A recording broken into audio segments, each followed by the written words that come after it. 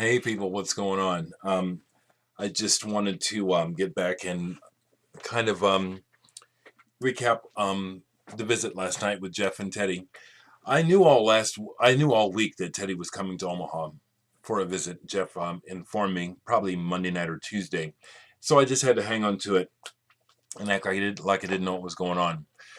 I want to tell you, folks, that our meeting was just fantastic, and it went better than we could have um, imagined. This brotherhood of the or this bond, because I don't want to exclude the women, but this collective bond that is happening through the vinyl community is very real, very real. When when I first met Teddy yesterday, I felt like I knew him, and we embraced, and it was very real. And we could have sat and talked and listened to music all night. There was so much to talk about. We talked about music, but there was so much to, like, what I mean. It's like I don't know Teddy, so you're getting to know him about his wife, his child, his business, his life, vice versa. I hadn't seen Jeff in a while, so I got to give him the records from Astral Traveler 68 as well as Fatback Funk. I gave those to Jeff last night, so you folks should be getting a thank you video pretty soon from Jeff. Uh, Teddy brought us up some Gates barbecue. If you've ever been to Kansas City, you know about Kansas City's famous barbecue, and Gates is one of the tops. And we exchanged records. I'll show you what Teddy gave me in a second. But I just want to tell you, I've been buzzing all day at work on the meeting. I was really sad when it was time for them to go. Both Jeff and I had to work today, and so we couldn't go late. But we just vibed, and I'll tell you what, there's power in people. As I've stated many times, by myself I don't choose to listen to the blues. It's just not where I want to be. But last night we listened to some Link Ray together, a record that Teddy had found that he was looking for a replacement copy, and it was really enjoyable. I mean, I do like the blues. I got an attitude about it, okay?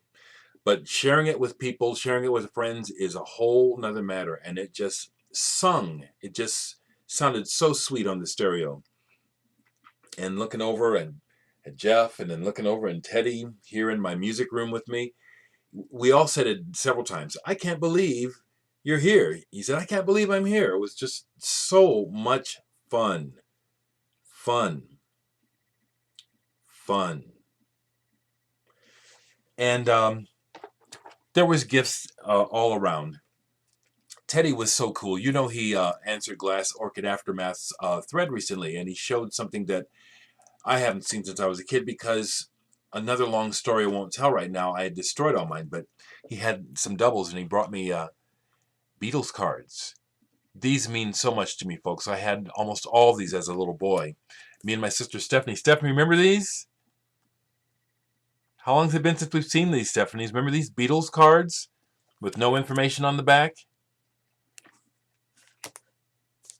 I think mostly they were yours. You had almost all of them, didn't you, Stephanie? Remember that one? My heart could have burst when Teddy popped them out. It's just something just unbelievable about the friendship. He also gave me a couple of records, and let me just find them. Here we go.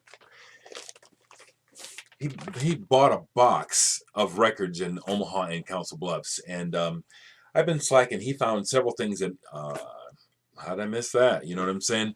But good for him. You know what I'm saying? That's the wonderful thing about record collecting. There's something for everyone. And he'd found a copy of this for $5, and it's fantastic. Dave Burrell on Arista Freedom. High 1, High 2. It's a double LP. If you folks don't know the Arista, the Freedom label, excuse me, the Freedom label was a European jazz label of peerless quality that was picked up by the American label Arista, and they started distributing their records in America, and this came out. And I was looking, I thought I had it, and I didn't have this. So he gave this to me. Thank you so much. I haven't had a chance to spin it yet. But the one he gave me, which was a really nice blowaway, and we love those, is the other day he was showing records, and he showed a Lenny Tristano album and talked about how it was probably the very first recorded example of avant-garde jazz. Well, he gave me a copy, Teddy. Cross Currents, Lenny Tristano and Buddy DeFranco.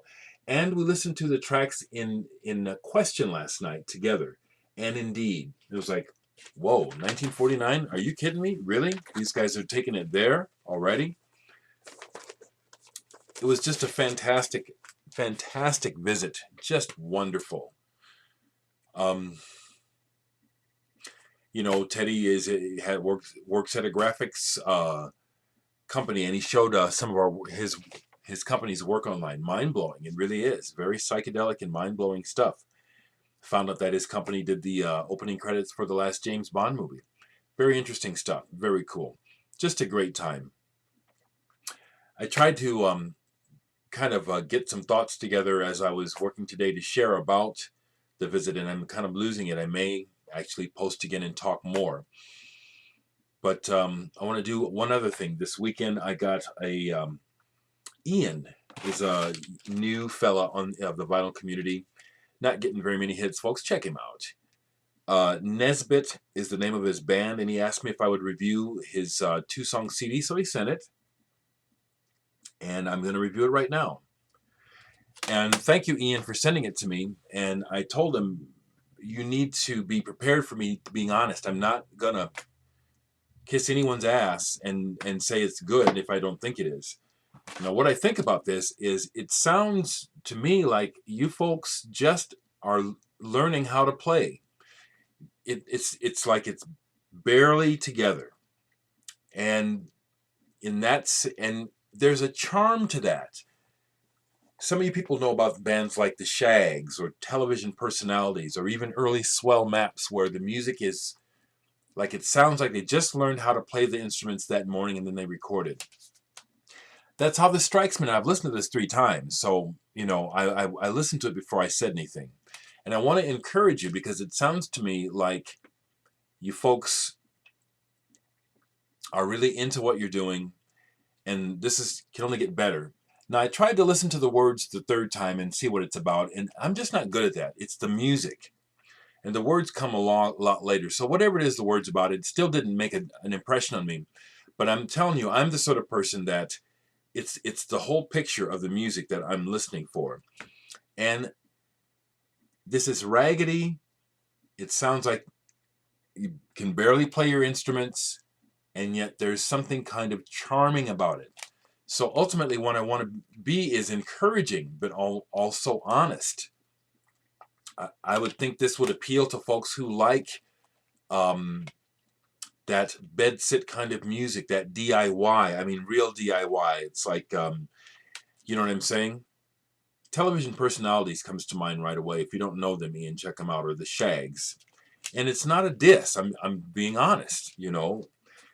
When it starts out with that funny sounding guitar, and when the drums come in, it's like you guys are on 2 different beats. It's like, and then you find the beat. You know what I'm saying? That's not an insult. That's the truth of what I'm hearing here.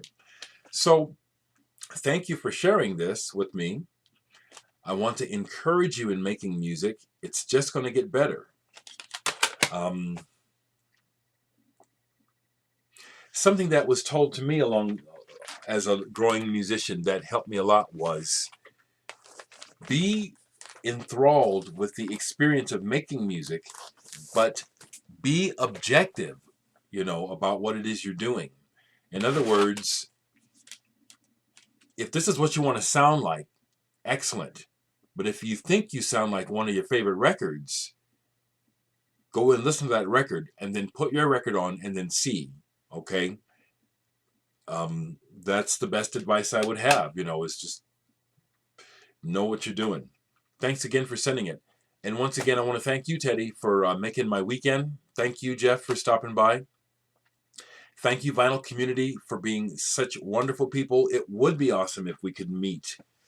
Big Star 1000 said along a few videos ago that this is probably best that we know each other like this, because in a room all together live probably wouldn't be so lovey-dovey. And there's a lot of truth to that. But I would still say that it would be great to meet as many of you people as possible. Um, I don't have a gig in Chicago next month like I thought I did, but that doesn't mean I won't be going to Chicago sometime soon. So I do know that the next time I go to Chicago, I want to meet Chris Astral Traveler 68. I'll announce here when I'm going. If there's any other folks in the area that would like to meet, I'd love to do that. In the springtime, I'm hoping to go to New York. Actually, I'm hoping to go on tour in the springtime with Kleeman and play the East Coast. And there's also Prague Fest going on, I've been told. And it would be neat to hook up with some folks like that. So anyway, it was just wonderful, and I'm babbling now and repeating myself.